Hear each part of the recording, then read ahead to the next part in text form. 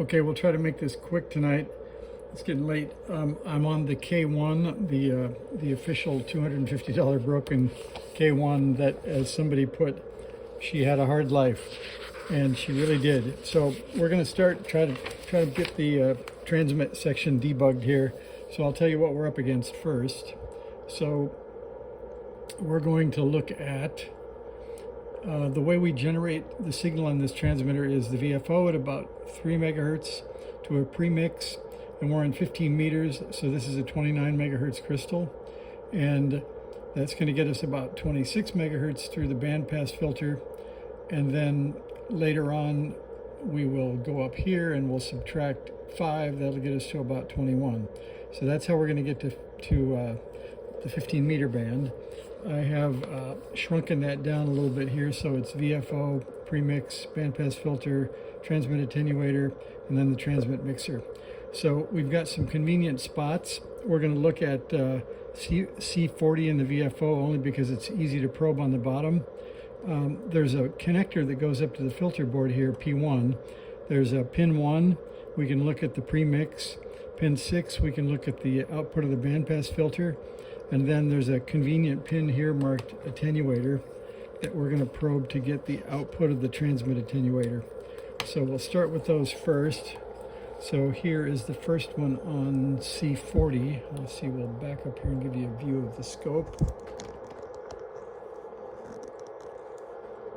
A little bit more back. Sorry for my camera aiming. It's a metal rod that I have to bend into position each time.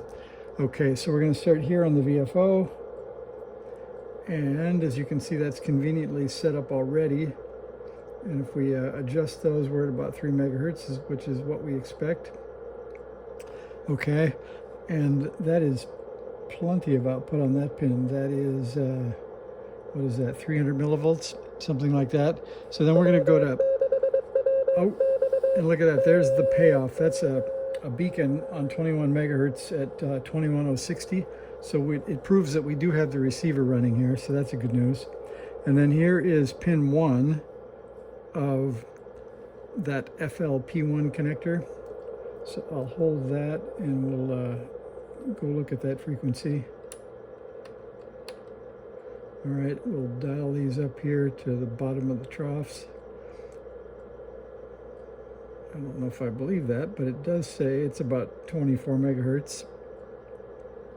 Let's see. Well, we're going to take that for how it is right now anyway. I'll see if I can get it to trigger just a little bit better. You can see it's got a lot of junk on it because we're doing mixing products. But let's take a... Let's see, we'll take that about there. And I'll move it down slightly. We can say 100, 200, about 250 millivolts. So that's good. So that's the premix. And then the output of the filter is on pin 6. That's here. That's looking a little bit cleaner. And the amplitude is fine. So now the next thing we go to is the pin called attenuator, which is right here. And it is indeed lower. Let's see how much lower.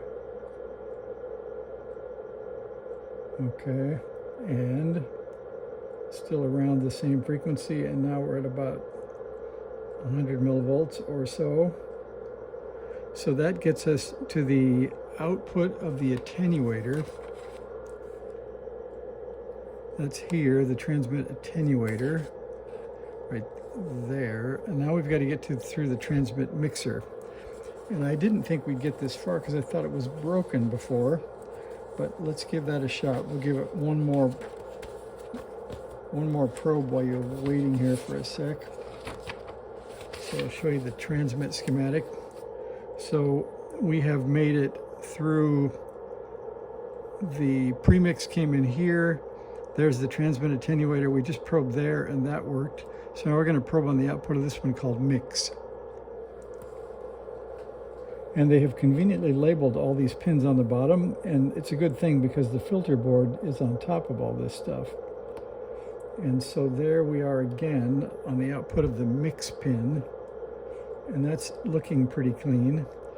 I actually believe that that is enough, that if we switch on to the dummy load, I wonder if we'll actually get output here. Let's see, we'll probe on the driver. There's TR2 is a pin we can get to, I think. They are nicely labeled. I have to give them that. They didn't make them hard to find, although I can't find it. There it is. There's TR2. All right, we'll try to key that and see what happens. So that was absolutely 0.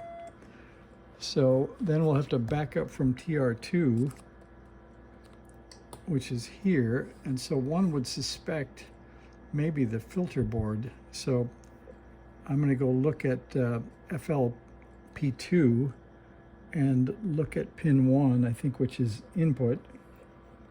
If I can think, I think that is this, if I'm not mistaken. I don't think that's true. All right, well, I'm gonna, because we're already at 6 minutes, I'm gonna hold up here and go do a little bit more debug and see if I can get between that transmit attenuator up through the filter board and see if I can get to the first driver.